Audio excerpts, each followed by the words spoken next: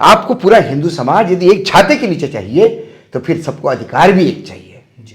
यदि कोई दलित भाई गॉगल पहनने पे पीटता हो तो फिर वो छाते के नीचे नहीं है, छाते के बाहर है। और यदि वो छाते के बाहर है तो उसको अपना एक छाता चाहिए। बीजेपी गई नीतीश के पास, नीतीश तो वही है मुख्यमंत्री, नीतीश तो मुख्यमंत्री ही है, कल भी थे, आज भी थे, आज भी है। तो गया कौन? आदमी की कोई जाति नहीं है। ये आदमी की जाति कभी गरीब की जाति हो जाती है, ये आदमी कभी अपने आप को ओबीसी समझता है। तो ये जो विभिन्न टाइम अपना रोल अदा करता है, इसकी जाति ना गरीबी की है ना ओबीसी की है। इस आदमी की जाति सिर्फ सत्ता के लोलुप की जाति है। सत्ता लोलुप जाति एक नई जाति पैदा की है। एन केन प्रकरण सत्ता रहना है, सत्ता में रहना है। दलित दस्तक का 2024 का शानदार बहुजन कैलेंडर आ चुका है।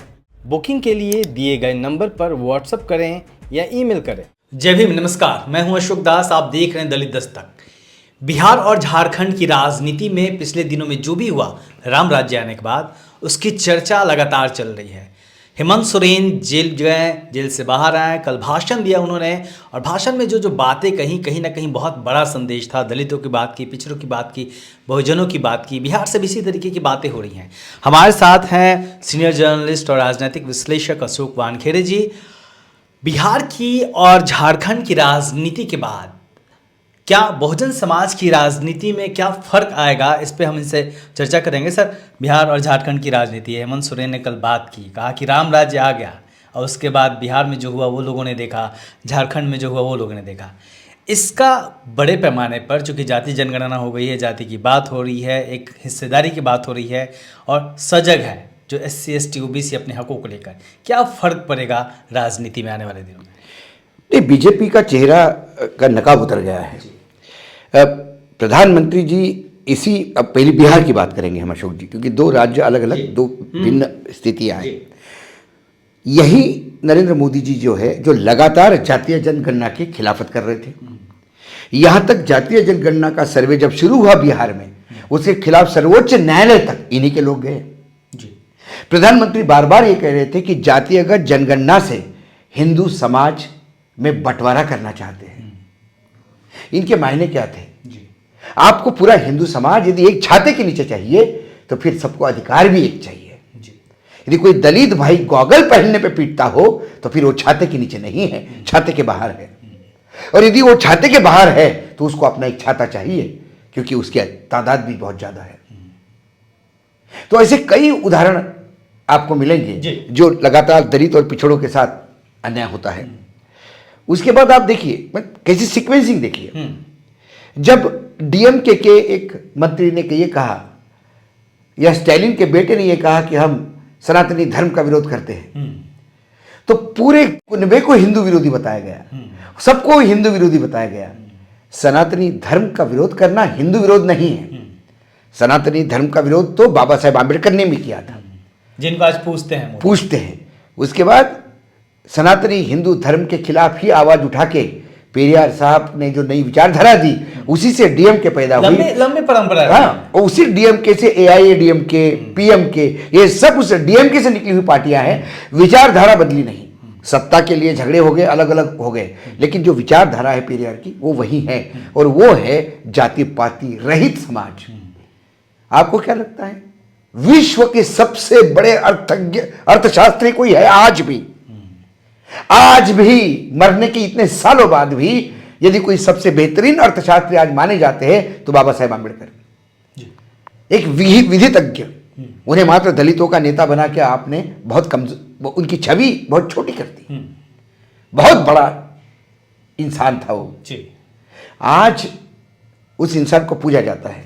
कभी यह सवाल पूछा कि उन्होंने हिंदू धर्म त्याग करके बुद्ध धर्म क्यों स्वीकारा? किसी ने यह सवाल पूछा? ये पूछना चाहिए, प्रधानमंत्री को यह जवाब देना चाहिए। और यदि उस समाज में मजबूर किया इन्हें बुद्ध धर्म स्वीकारने के लिए, तो फिर उस समाज की संरचना में और आज की समाज की संरचना में फर्क क्या है? जो समाज बाबा साहेब आंबेडकर को प्रताड़ित कर रहा था, वो समाज धीरे धीरे जब सुधार के रास्ते पे आया, आपने फिर उसको धर्म की घुट्टी पिला के फिर आप मनुस्मृति लगाने की बात करते हो। बाबा साहेब आम्बेडकर का संविधान अब एब्सोल्यूट हो गया, किसी काम का नहीं, कमजोर हो गया, किसी काम का नहीं रहा, पुराना हो गया। ये बात कौन कहता है? इकोनॉमिक एडवाइजर कहते हैं, प्रधानमंत्री के जी। और ये चुप रहते हैं। कहीं ना कहीं समर्थन समर्थन है। तो कहने का मतलब है कि जिस जातिगत जनगणना का विरोध कर रहे थे, जिस नीतीश कुमार का विरोध कर रहे थे, उस नीतीश कुमार के चरणों में जाने की जरूरत क्यों पड़ी? क्यों उसको लुभाना पड़ा? नीतीश बीजेपी के पास गया कि बीजेपी नीतीश के पास आई? बीजेपी गई नीतीश के पास। नीतीश तो वही है मुख्यमंत्री, नीतीश तो मुख्यमंत्री ही है। कल भी थे, आज भी थे, आज भी है। तो गया कौन? आरजेडी की जगह लेने के लिए गया कौन? पहले आरजेडी थी, अब ये थी। ये कहते नीतीश हमारे पास आए, तो आप नहीं लेते। आप ये कहते, कहा भी तो था कि नहीं लेंगे। आप ये कहते कि आप जातीय जनगणना करते हैं, आप हिंदू धर्म को बांटते हैं। ऐसे हिंदू धर्म को बांटने वाला इंसान हमको नहीं चाहिए। लेकिन सत्ता का मक्खन और 2024 की दिखती हुई हार आपको मजबूर कर दिया कि आपने वहां गए। बीजेपी हार रही है। हाँ, बीजेपी यकीनन बीजेपी के पैरों की जमीन खिसक गई है। बार बार यदि उनको कहते कि आपकी बार 400 पार, प्रधानमंत्री जी ने कहा भाषण में कि एनडीए का कुनबा 400 का होगा और हम 370 प्लस होंगे। अब 400 पार से अब 370 पे मैं तो बोला 400 पार, चलो ठीक है, हम उसी को भी 400 पार माने। खुशी है 400 पार। यदि आपको 400 पार होने की इतनी ज़रूरत है तो फिर आपको नीतीश कुमार की क्या ज़रूरत है? आपको झारखंड के मुख्यमंत्री को जेल को डालने की ज़रूरत क्या है? आपको लगातार मुख्यमंत्री जो आम आदमी पार्टी के नेता है अरविंद केजरीवाल, उनके ऊपर प्रहार करने की क्या ज़रूरत है? फिर आप कहते हो कि ये भ्रष्टाचार की लड़ाई है। तो फिर ये भ्रष्टाचार की लड़ाई आपकी अजित पवार के साथ कहाँ जाती है? ये भ्रष्टाचार की लड़ाई आपकी नारायण राणे के साथ कहाँ जाती है? ये भ्रष्टाचार की लड़ाई आपकी हेमंत बिस्वा शर्मा के साथ कहाँ जाती है? ये भ्रष्टाचार की लड़ाई आपकी छगन भुजबल और हसन मुशर्रफ के साथ कहाँ जाती है कि जो ईडी के रेड प्रकोपित है? 1400 करोड़ रुपए की प्रॉपर्टी अटैच है। मैसेज क्या जाएगा सर जिस तरीके से ये जाएगा? क्योंकि जो देखिए बिहार है वहां मैसेज ये जाएगा, सरकार थी, इस आदमी की कोई जाति नहीं है। मैं आज एक स्टेटमेंट कर रहा हूँ, चाहे मुझे कहे, एक विश्लेषक होने के नाते जो मुझे दिखाई देता है, ये आदमी की जाति कभी गरीब की जाति हो जाती है, ये आदमी कभी अपने आप को ओबीसी समझता है। तो ये जो विभिन्न टाइम अपना रोल अदा करता है, इसकी जाति ना गरीबी की है ना ओबीसी की है। इसकी जाति मतलब मैं जाति वैदिक पीरियड के हिसाब से बोलता हूँ, आदमी के व्यवहार से, उसके कामकाज से इसकी जाति तय होती थी। इस आदमी की जाति सिर्फ सत्ता के लोलुप की जाति है। सत्ता लोलुप जाति, एक नई जाति पैदा की है। एन केन प्रकरण सत्ता रहना है, सत्ता में रहना है। मैसेज क्या जाएगा बहुजन समाज के बीच में? क्या बहुजन समाज को ये मैसेज लेना होगा, बहुजन समाज को बहरूपियों की पहचान करनी होगी। आज यदि नीतीश बीजेपी के साथ होते तो क्या जातीय जनगणना कर पाते? नहीं कर पाते थे ना, पहले साथ में नहीं कर पाते, इसीलिए वो वहां से हटके सीधे आरजेडी के साथ आए।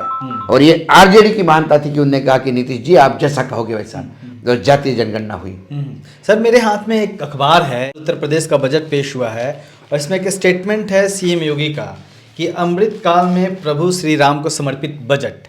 पहले के ज़माने में बजट आम जनता को समर्पित होता था, ये अमृत काल में ये भगवान। मुझे लगता है कि इन्होंने अपना मुख्यमंत्री पद समर्पित कर देना चाहिए और प्रधानमंत्री नरेंद्र मोदी जी को अपना प्रधानमंत्री पद समर्पित कर देना चाहिए राम जी को, ताकि दूसरे अच्छे लोग आए और ये देश को संभालें। यदि बजट आप राम जी को समर्पित करते हैं तो आप पूरा देश राम भरोसे छोड़ रहे हैं।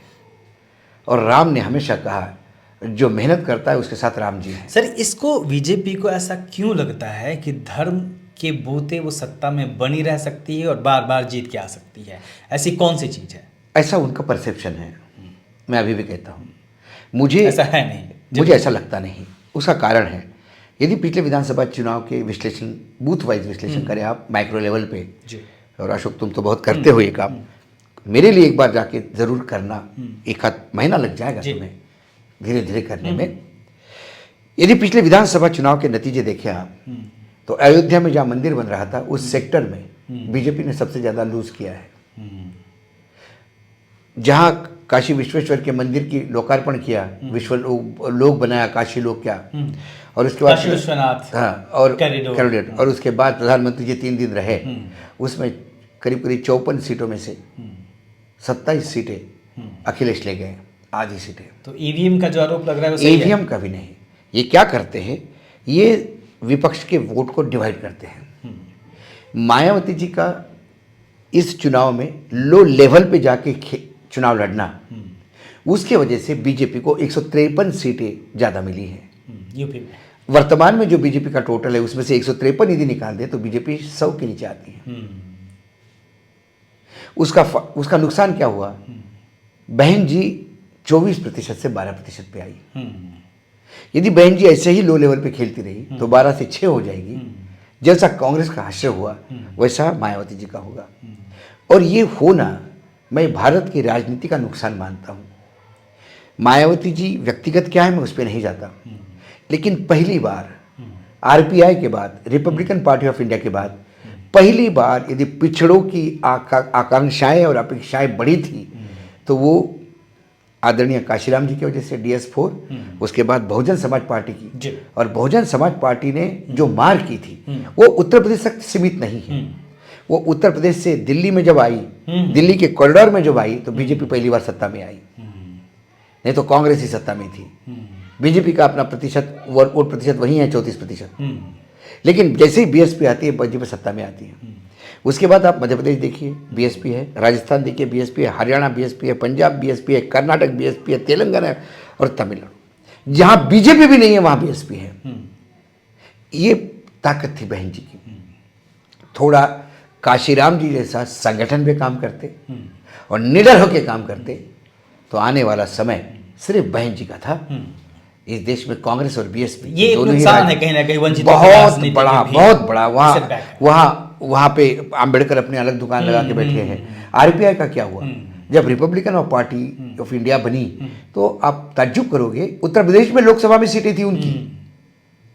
एक चुनाव ऐसा भी आया कि लोकसभा की सीट उत्तर प्रदेश में लोकसभा में सीटें थी आरपीआई की। अब हमारे आरपीआई महाराष्ट्र तक सीमित रही और महाराष्ट्र में हर जिले में एक आरपीआई है। जी सर, जिस तरीके से चंडीगढ़ में हुआ, जिस तरीके से झारखंड में 40 घंटे के करीब इंतजार कराया गया चंपई सोरेन को, जिस तरीके से बिहार में हुआ, ये जो राजनीति एक कहते हैं ना गिरावट है ना, उस लेवल पे आके खड़ी है। चंडीगढ़ में जो हुआ उस पर सुप्रीम कोर्ट तक ने टिप्पणी कर दी, तो सत्ता के लिए आखिर भारतीय जनता पार्टी कितना गिरेगी? भारतीय जनता पार्टी सत्ता के लिए इतनी नीचे गिर सकती है ये मैंने भी नहीं इसे गिरना ही तो कहेंगे ना। नहीं, जहाँ नैतिकता नहीं है, जहाँ मानवीय मूल्यों की रोज हत्या होती हो और संविधान की तो हत्या हो ही रही है, हर एक को रगड़ना, मीडिया तो गोदी बना लेना, अधिकारियों को डांट फटकार, जबरिया रिटायर्ड, ये सारे फार्मूला लगा के उनको अपने नृत्य करवाना। और रही विधायिका, उसका तो यह हाल है कि जिसने अपोज किया उसको निष्कासित करो। 142 लोग निष्कासित होते हैं, ये इसी समय हुआ है। राहुल गांधी बहुत बोल रहे हैं करो कुछ व्यवस्था इनकी खत्म करो, वो मोया मोइत्रा बोल रही है उसको करो। और इन पार्टी का आदमी माँ बहन की गाली दे गंदी गंदी हाउस के अंदर तो उसके ऊपर माफी मांग के उसको छोड़ दिया जाता है ना। तो ये जो लगातार है ये भ्रष्टाचार के खिलाफ लड़ नहीं रहे हैं।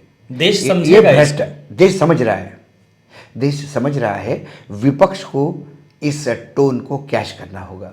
लद्दाख में इतना बड़ा आंदोलन हो रहा है, कहीं चर्चा नहीं है उसकी, कौन करेगा? कोई इस पे बोल नहीं रहा। कौन करेगा चर्चा? आप और हमें करनी पड़ेगी। गोदी मीडिया के लिए तो लद्दाख है ही नहीं। बताइए ना, जिस दिन मेयर जीत गया चंडीगढ़ का, पूरे दिन भर टीवी चैनल चलते रहे। इंडिया गठबंधन की पहली लड़ाई हार गए, एनडीए ने बता दिया इंडिया गठबंधन कुछ नहीं, आम आदमी पार्टी कांग्रेस हार गए। और जब सुप्रीम कोर्ट की टिप्पणी आई तो कोई चैनल बोलने को तैयार नहीं है। जेपी नड्डा जी ट्वीट कर रहे थे कि ये हमारी ऐतिहासिक जीत है। अब जेपी नड्डा ने ट्वीट करना चाहिए, ऐतिहासिक शर्म थी हमारी, बेशर्मी की हद कर दी हमने, मैं माफ़ी मांगता हूँ देश से। है इनमें नैतिकता? नहीं है।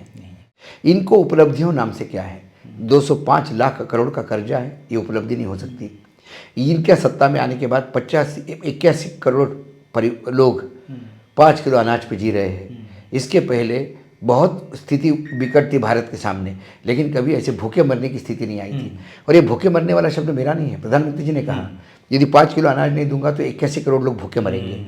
ये स्थिति किसने लगाई? मनरेगा में बजट बढ़ता है अशोक जी, इसके मायने हैं बेरोजगार बढ़ रहे हैं आपके यहाँ। यदि बेरोजगारी खत्म हो जाए तो मनरेगा की तो जरूरत ही नहीं है। मनरेगा क्या है? ये 100 दिन की गारंटी है काम की। आपको कहीं नौकरी नहीं मिल रही, लो भैया 100 दिन का हम देते हैं। मनरेगा में आपका बजट बढ़ता है, ये आपके लिए शर्म की बात है। इस सरकार में दलितों, पिछड़ों, आदिवासियों की पार्टियों पर, उनकी सरकारों पर जो लोग सत्ता में हैं, ज़्यादा हमले क्यों हो रहे हैं? क्योंकि ये मनोवादी सोच विचार के लोग हैं। यदि 2024 में अब की बार 400 पार सही हुआ, क्या खतरे होंगे उसके? उसके बाद संविधान समाप्त होगा, मनुस्मृति लागू होगी, वर्ण व्यवस्था लागू होगी। और वो जो श्लोक ट्वीट किया था आसाम के मुख्यमंत्री ने, और उसके बाद उसने कहा कि वो गलती से हो गया, ये गलत हो गया, ये हो गया। 3 दिन बाद उसको गलती समझ में आ गई जब हम लोगों ने उस पर स्टोरीज की। और उनने ये कहा था कि भाई क्षेत्रीय, वैश्य और ब्राह्मण जो है इनकी सेवा करना शूद्रों का काम, शूद्रों का ये जिम्मेदारी और काम है। जबकि उस श्लोक के अर्थ ही कुछ और थे। वो असली विचारधारा है, ये ओरिजिनल विचारधारा है, गलती वलती कुछ नहीं है।